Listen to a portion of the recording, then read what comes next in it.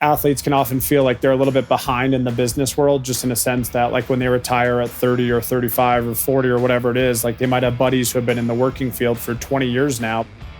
Imagine reaching the peak of your dream, playing in the NHL, wearing USA across your chest, only to wake up at the age of 30 with the rink, the roar, and your identity gone. That was Drew Shore's reality. But instead of staying stuck, he built a bold new vision, connecting world-class athletes and business leaders through his company, Amalfi, and inspiring millions on his Betting the Limit podcast. Today on the Midland Money Mindset, Drew shares how to turn life's toughest transitions into your greatest wins and why betting on yourself is the most powerful play you'll ever make. I'm Larry Sprung, your host for the Midland Money Mindset and founder and wealth advisor of Midland Financial. Let's dive into the show. Well, I'm super excited today to have Drew Shore with us from Amalfi. Drew, welcome to the show. Thanks. Excited to be here today and glad we could pull this one off.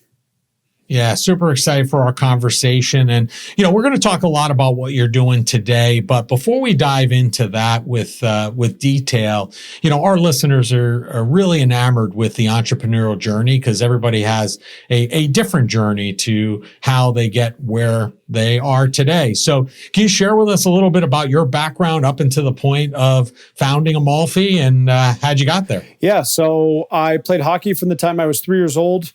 Was fortunate enough to play in college for 3 years, then signed with the Florida Panthers. Ended up having an 11-year professional career.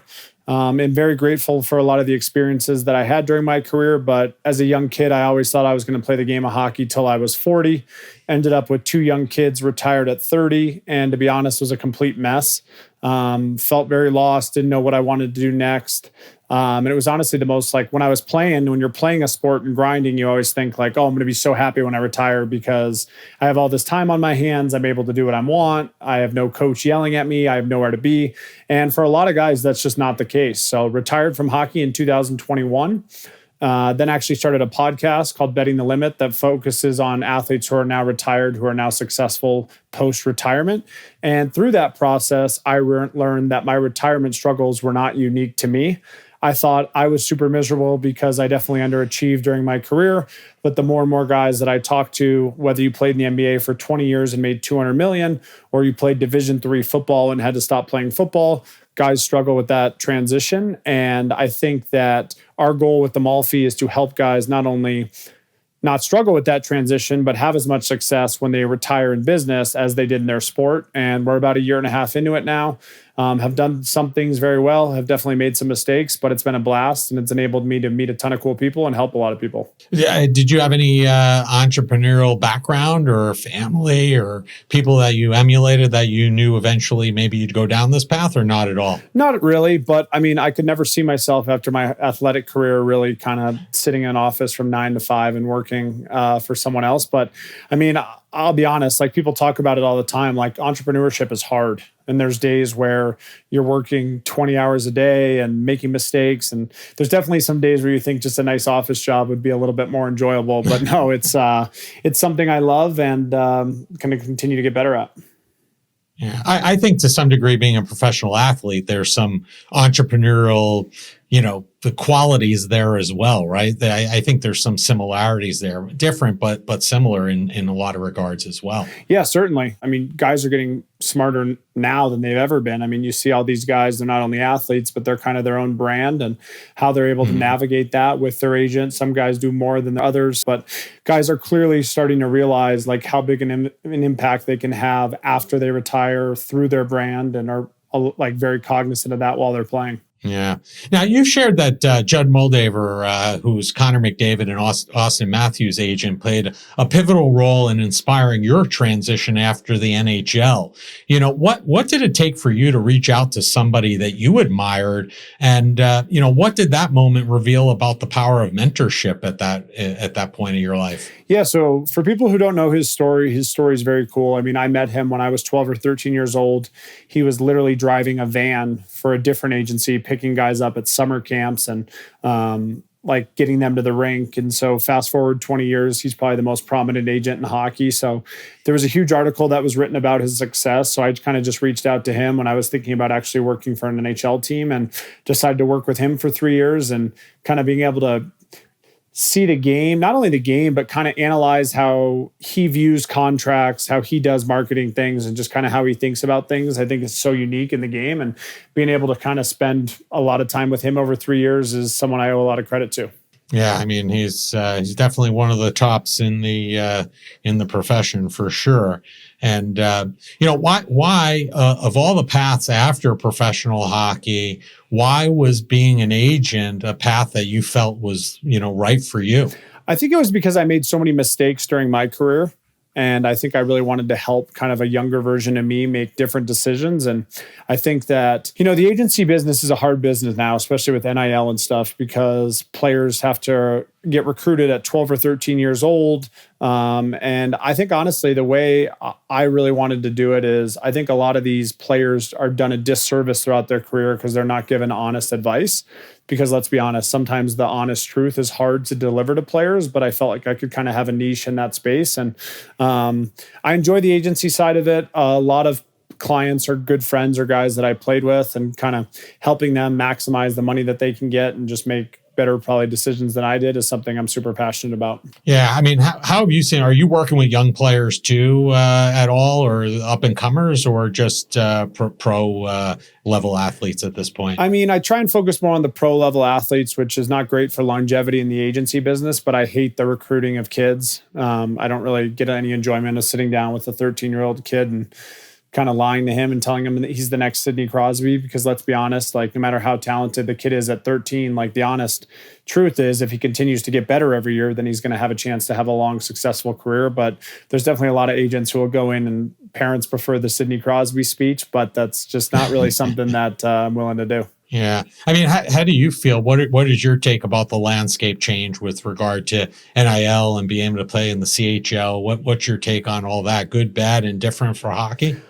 Well, I'm definitely a proponent of the NIL because, I mean, I'm a player's first guy. As a player, like I'm happy to see these players making money and getting paid. In terms of the CHL rule change, someone else just asked me that, and I don't really know how I feel about it. I mean, obviously, it's good for the game of hockey. It definitely hurts like the average American player. Like 10, 15 years ago, the average kid who would have gotten probably a lower end Division I scholarship is just not able to do that now because the CHL has so many amazing players and a lot of them are taking spots. So I'm a little more torn on that, but I'm super happy to see the college guys get paid. It'll be interesting to see how, I mean, one of my best friends is one of the coaches at Denver. So it'll be interesting to see some of these programs like Denver and the North Dakotas who have been dominant in hockey, but don't have Big Ten football budgets, how they're able to compete as the landscape changes. Yeah, it's going to be interesting to see how this whole thing plays out for sure. And I think, one of the things that I've seen is obviously, the club hockey arena, ACHA Division I club hockey has made such strides that, that's become a great opportunity for a lot of, athletes that want to continue playing hockey in college and maybe don't have, abilities beyond that. So at least that's opened up some opportunities, I think, over the last like 5 to 10 years. Yeah. And I mean, it'll be interesting to see how many more Division I programs start to expand. I mean, when ASU came into the landscape, everyone said a lot of those big California schools, the USCs, the Stanfords, were going to follow. That hasn't happened yet, but hopefully for the growth of the game, we continue to build that out. There's almost like a more of a West Coast division. Yeah, I agree. Good points. So, one of the things that, you talk about is tough, honest conversations. And, I think to some degree, you alluded to that in regards to, some of those conversations that you have with players, or even, one of the reasons why you may not have those conversations with young up and coming hockey players. So, why do you think tough, honest conversations are so critical for long-term success? Because I think a lot of my career, when I really reflect and look back, like you're told yes a lot. So for example, like I was playing in Florida, playing well, wasn't probably a first or second line center, but was playing a lot on the third line. And at the time, I was very unhappy with that role, ended up getting traded and then almost finding myself out of the lineup. But I wish someone would have kind of grabbed me at that time and been like, focus on becoming the best third line center you could be rather than always thinking the grass is greener, because at the end of the day, I probably wasn't a good enough finisher around the net to be a first or second line. So I should have just gotten really good defensively. I should have been great in the faceoff circle. And there's guys who play in the NHL for 10 or 15 years as great third line centers and also make a lot of money. So I think that always being told yes and thinking the grass is greener is something that a lot of guys, unfortunately, like fall victim to. And I think that just having those honest conversations of like, hey, maybe you are only a third line center, but you can still have a great career if you embrace that role, I think is super important. Do you foresee that changing, the people having the, in leadership roles in these teams, having those conversations? Or are you saying that you have to dig a little bit deeper or ask somebody who may not have as vested an interest as the team itself to kind of lay it on the line for you? Well, I think it's more from agency to player relationship, because I wasn't happy not being in the top six, wanted to be traded because I thought if I went to X, Y, or Z, I would play top six.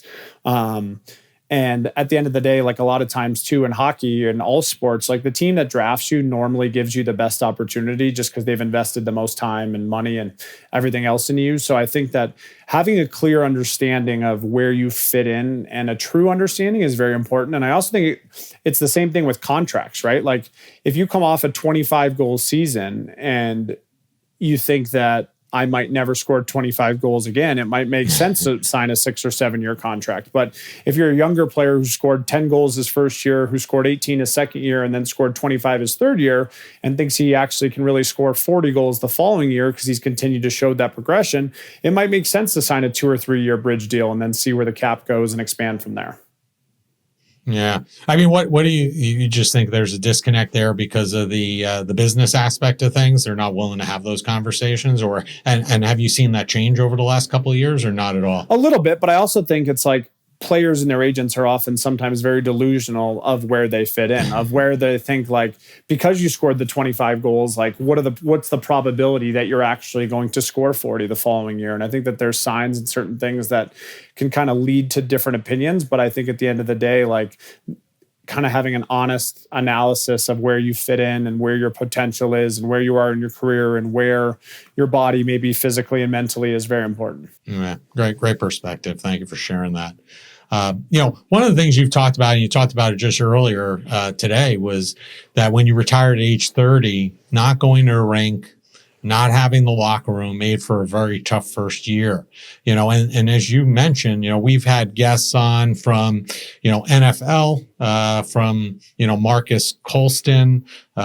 We had, Perry Williams, who played for the New York Giants and won a couple of Super Bowls. And I think it's like you said, it's a common theme, right? Whether you're 30, 40, or, maybe even when Yager finally hangs it up in his 50s, that not having that makes it very difficult. How do you think that we can better help, athletes prepare for the what's next, whenever that's going to be? Well, I think what I realized through Amalfi and other things is just like, athletes, most of them have such a certain type of personality that I think the greatest thing they can do is find something else that they're passionate about that they can kind of channel that same energy into. Like there's very few athletes who retire and do nothing and are super happy because they're very competitive. They have had a certain drive their whole life and they're used to success. So I think building something, and we're trying to do this with Amalfi, where guys can kind of figure out what their passion is and kind of dive headfirst into that is super important. Do you know finances can be joyful with your partner? We created a fantastic guide for couples to start their journey surrounding their finances. Head over to Midland.us/couplesjoy to download your free copy today. Don't miss out. Start bringing more joy into your financial conversations. Let's pivot for a second here and let's talk about Amalfi. Can you share with our listeners and give them an idea of what is Amalfi all about? What's the mission behind Amalfi? And, what is ultimately the drive that you have behind, creating this company? So there's a couple things. I'll start with the backstory on it. And where I was a little bit wrong originally on the business plan is I thought I was going to get all of these A+ CEOs of Fortune 500 companies to want to help athletes. And at the end of the day, these guys are super busy. A lot of them have families. A lot of them want to help athletes, but they don't necessarily have the a lot of time to give. So what we started doing is we started using sports to build these connections. And what I mean by that is we started throwing really high-end golf tournaments. We started throwing really high-end wellness retreats. And then all of a sudden, everyone who was super busy, if you build an event around something that people are passionate about, it automatically brings everyone together. So we've done probably 5 or 6 different events. We just had a wellness retreat in Aspen. We got a big golf tournament coming up at Shadow Creek in October. And what we realized about this is a lot of these times, like the highest end business people and the highest end athletes still love to compete in whatever that is. So guys who love to play golf, like it's a really cool event.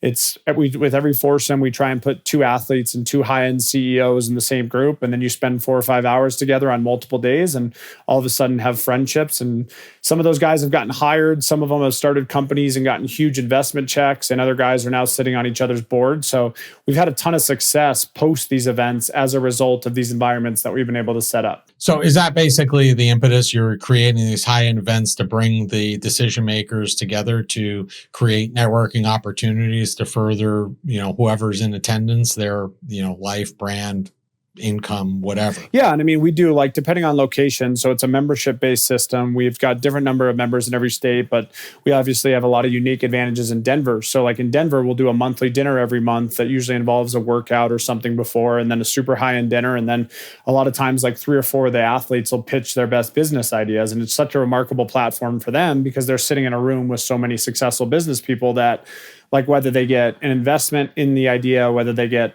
someone says, hey, like I have a buddy who does this, you should connect with him. Or you might have someone else say, hey, I tried doing this, made these 3 mistakes, you should try and avoid them. It's just like the ROI on that is remarkable. Yeah, anything to save making mistakes is of huge benefit, right? For sure. On the athlete side, is it hockey heavy or is it really well diversified amongst all the sports? What does that makeup look like? You know what? It's actually well diversified. And I don't really know why that's happened. I think part of it is because when we started it, our first couple events were during the hockey season. So it provided other athletes, whether it was baseball players or whatever. So it's actually been more diversified than I thought, just because obviously with my brother and I as 2 of the 4 or 5 founders, one of the other founders was a professional tennis player, played at Notre Dame. So he's got some unique tennis contacts. So it's actually pretty well diversified on the athlete front. And I also think that's what makes it special too, is just because, I mean, I played hockey my whole life, but I love hanging out and learning from some guys who played other sports.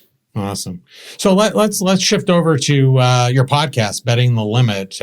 You kind of glazed over it in the initial overview about kind of why you started it, but can you share with us a little bit more detail? What was the goal behind launching that podcast, and what are a couple of key takeaways that you've gotten from launching it and hosting it for a time now?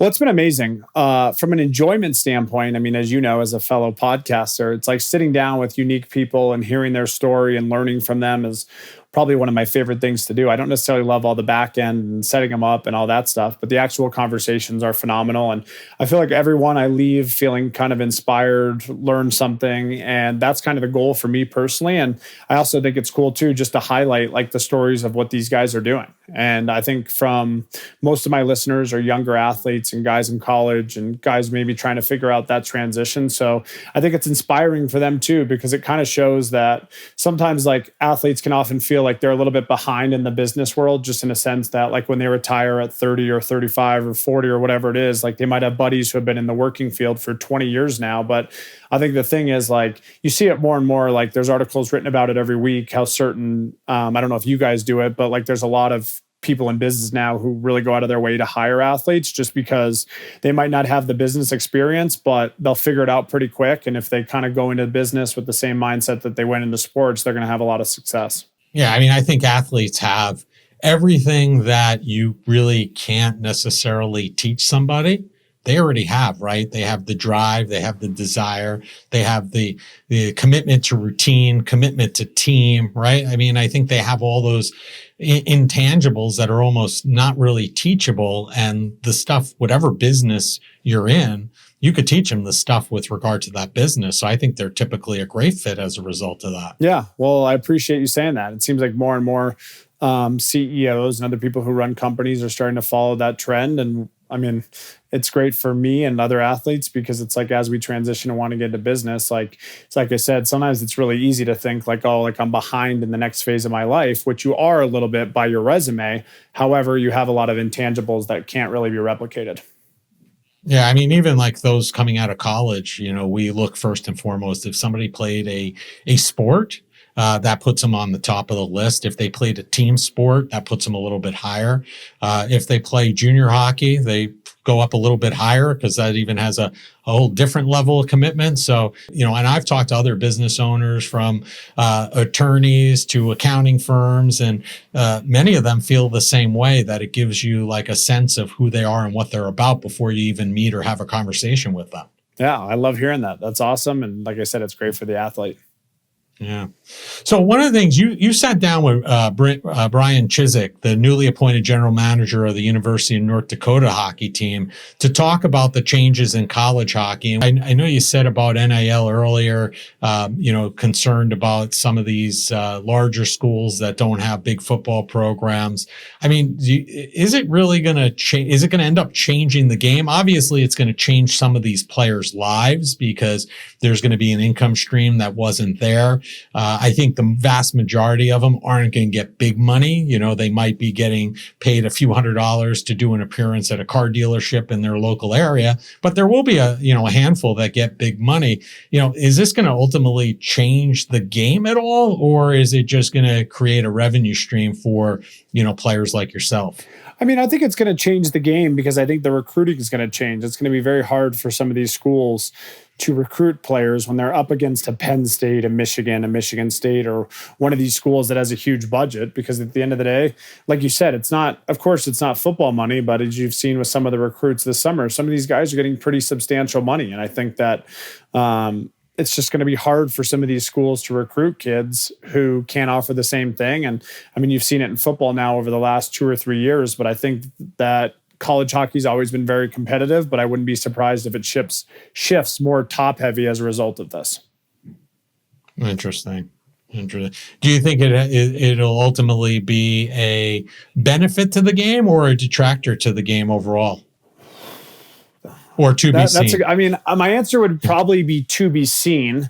I think that, you saw it with Gavin McKenna, right? Like, he's a kid who is probably going to be the first overall pick who got a ton of money and went to Penn State. So like that alone is great for college hockey. Like, I don't know how many games Penn State just got on one of the big networks, but I don't think if he doesn't go there, they get all those games on the big network. And let's be honest, he's a guy who we've seen for the last 20 years without NIL might have just stayed and played major junior hockey for the one more year and then gone the NHL. So I think from that standpoint, I think you're definitely going to see some of these high-end kids who might not have gone to college decide to go to college just because financially it makes the most sense. I mean, wherever you're playing in the CHL can't pay you what a Penn State or Michigan State will do. So I think that will be one overall benefit for the game. Yeah, I agree. I think a lot of it's to be seen because it's so new too. It's going to be interesting to see how this plays out. So, listen, as a fellow dad, right? I've been building my business for the last 20 years and have 2 boys, 19 and 22. How do you balance being a dad and building a business at the same time? I think that's one of the hardest things I struggle with on a daily basis. That was one of the best things about hockey for the most part is you had such a schedule when you go to the rink and practice, but then you'd come home from the rink and really be able to check out. And I think one of my biggest struggles now is I kind of always feel like I should be doing whatever I'm not doing. And I mean by that is like, if I'm working a ton, I definitely feel like some guilt, like I should be home with the kids and being present with them. And I mean, at the end of the day, like raising them and being a good dad's more important than any business or anything that I run. But then it's also like, I'm super competitive and want to have a lot of success in the next phase of my life. So when I'm home a lot and stuff like that, I sometimes feel the need, like I need to be putting in more hours to my business. So that's something I definitely haven't figured out. And if you have any advice on that, I'd love to hear because it's pretty much a daily struggle for me. Yeah, I will tell you, I was a little late to the game on this, but I kind of put I had a different approach as I was building my business. I always put my family first, and my business didn't grow as quickly and as fast as it is now once they went to college and left the house. But I've been introduced to a group, and I'll share it with you offline also, called Rebel Dads, which stands for Responsible Entrepreneur Balanced Leaders. And we get together usually at least once a year, and it's a great group of people. Everybody from corporate executives to folks that have founded and exited a business, all entrepreneurs. And it's really added a lot of value to my life.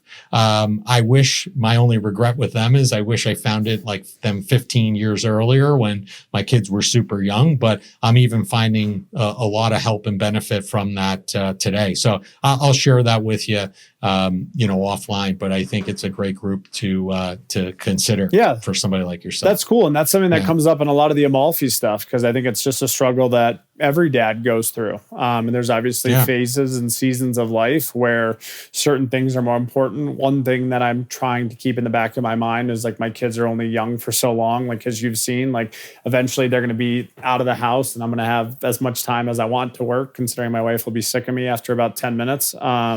So I think that that's something I try and keep in the forefront of my mind. Yeah. And if you really want, you could do what I did. And, my wife's our chief marketing officer. So now she's in the business too. That's awesome. I don't know if my wife would accept that role the way I run things, but that's amazing. And no, I'd love that. In full disclosure, I didn't think so either, but it's worked out great. So that's awesome. You never know. Yeah. But so I have to ask you why, and I think you've been on record talking about this, why HockeyDB over elite prospects? I think that just shows I'm getting old. I mean, like, I know I get a lot of flack for that. Like, a lot of the young kids laugh at that because I don't think anyone uses HockeyDB, but that's just kind of what I always used growing up, and I like more familiar with it. But yeah, I know that like 99% of young players now would laugh at that and say they would only check elite prospects. They didn't even know what HockeyDB is. So it's funny how things change over time. Are they actively updating HockeyDB? I'm genuinely asking. I don't know. I think they are, but like I said, I don't think they're getting much traffic compared to elite prospects, especially with the new young age kids. Yeah, great.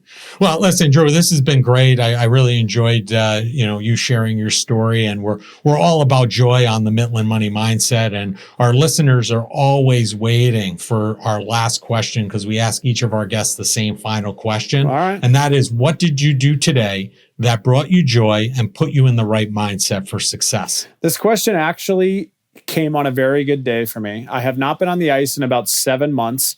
On Sunday, we have a huge charity game in Denver. The Avalanche alumni, which has a great roster of Joe Sakic, Peter Forsberg, Adam Foote, are playing against the DU alumni, including some of my best friends and myself. That game's on Sunday. So I actually got on the ice this morning with some of the guys who are currently playing, and I was breathing pretty hard. But overall, I was pretty happy with my performance, especially being off the ice for so long. So that brought me a ton of joy. Also brought both my daughters to school. They have one drop-off time now, which is awesome. So far, I've had a great day and really enjoyed this podcast. Sounds amazing. I remember, and I talk about this often because we get a lot of folks that talk about dropping their kids off at school and enjoy every moment. That 10 minutes, 15 minutes that I had with both my boys dropping them off at school was, irreplaceable. Loved it. And with regard to the charity game, I know exactly what you're talking about because I'm playing one over Labor Day weekend. Awesome. A 24-hour hockey game for charity. Wow. And and I haven't skated since last year's event, so it's going to be an interesting 24 hours. Let's just say that. People are worried about us playing 3 20-minute periods. So you definitely, we got nothing to complain about. Now you're playing 24. Well, in all fairness, there's hockey going on the full 24 hours. Each team plays about 7 to 8 hours of the 24. So that's still a lot, but that's awesome. Well, good luck in that.